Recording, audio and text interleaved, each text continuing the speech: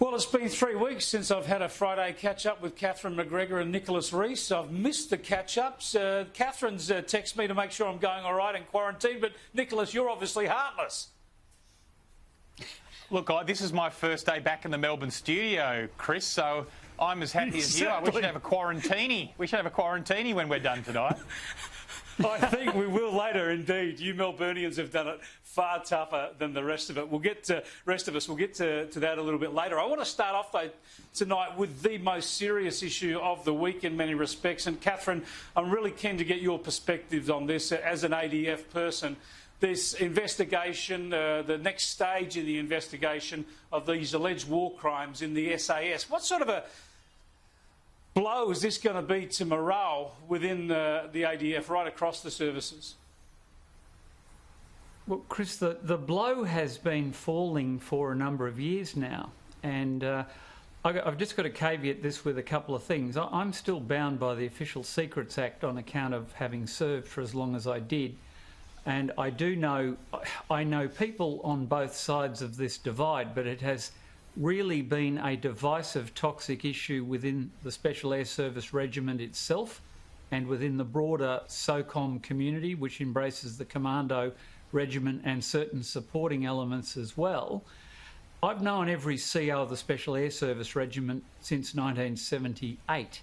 I've known every Special Operations Commander since the inception of that command under Duncan Lewis up to Adam Finlay currently. They've all been mates.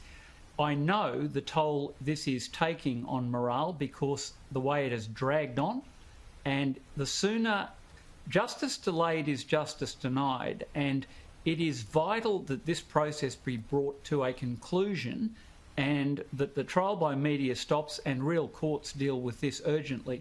Now, that's not to criticise Prime Minister Morrison or Minister Reynolds, who I thought handled it very deftly yesterday and got on with it and moved it into the courts of justice. But the IG-ADF inquiry just took way too long, and then kicking the can down the road with yet another so-called cultural review, which will just make a bunch of consultants rich, is insane. And talking about disbanding the Special Air Service Regiment is likewise insane.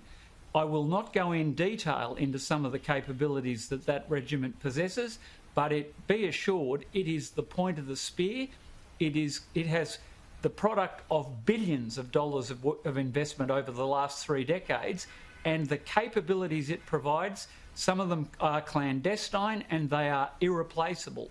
So let's just get on with it, and if there are persons who have breached laws, let them be placed on trial as soon as possible and get on with it, because it is demoralising and damaging innocent people as well.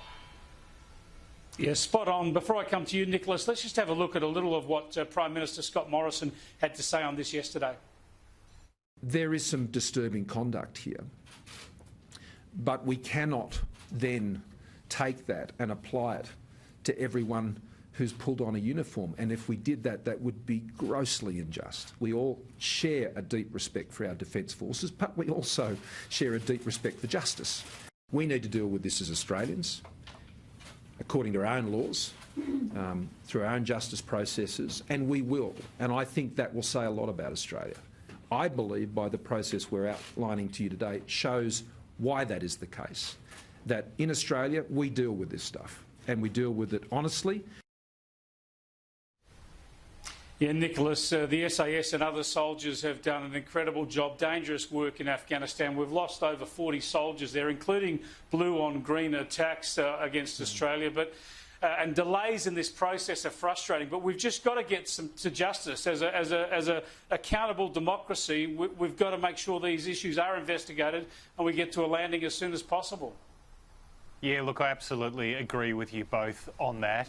But look, I'll also make the observation that the report by Major General Justice Brereton isn't due out until next week.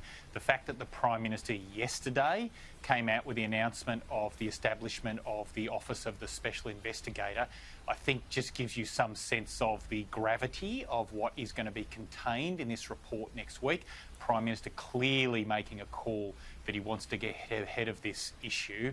And if, as many expect, that this report will reveal quite heinous acts of brutalisation and murder of unarmed civilians in Afghanistan, then it could indeed be a watershed moment for the ADF. So I agree that justice needs to happen swiftly, but at the same time I think Australians need to be confident that the sharp end of the spear, as I think Catherine quite accurately described it, needs to be done that acts in accordance with what Australians would consider appropriate even in the theatre of war.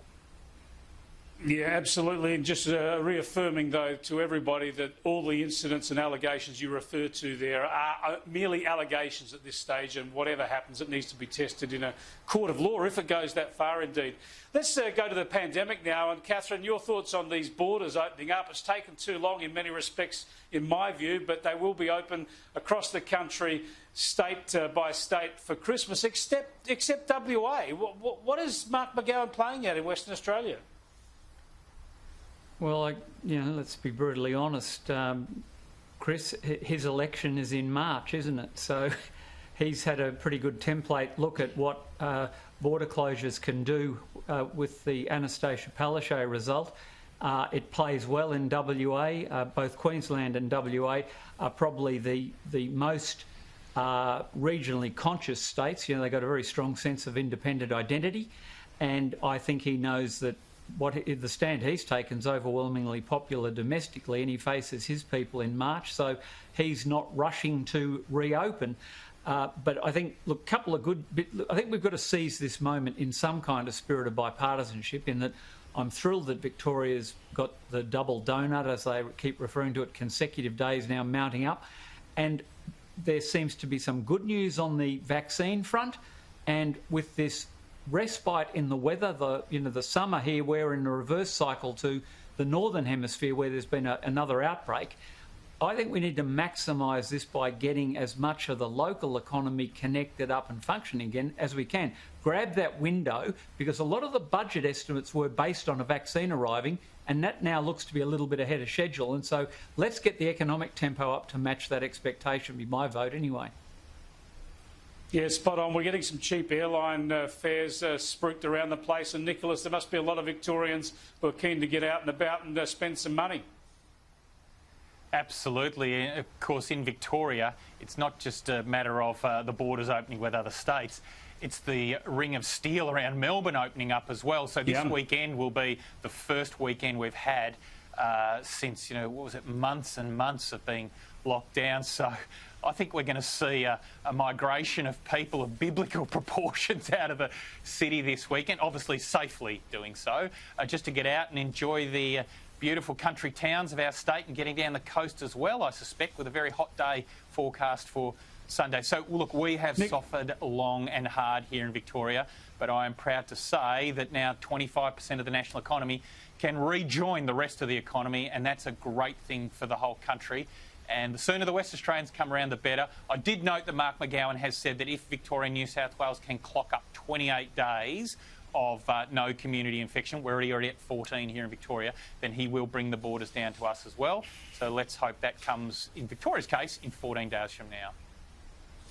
Just promise me, Nicholas, you'll have a little word in Daniel Andrews' ear, and that if he's going to set up this National Infectious Diseases Centre in Victoria, he doesn't outsource the quarantining of it to private security guards.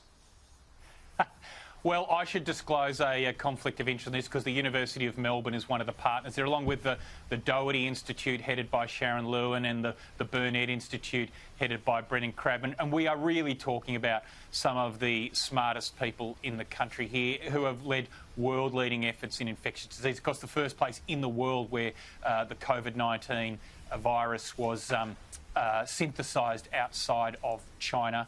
And it was the place where the genomic tracing was done to work out that indeed 99% of all the cases in Victoria could be tracked back to that hotel quarantine debacle. Oh dear. Good luck. Let's hope it's onwards and upwards from here for all of the country, but especially Victoria. Thanks for joining us, Nicholas and Catherine. Have a good weekend. Thank you, Chris. You too, Chris. Welcome Take back. it easy.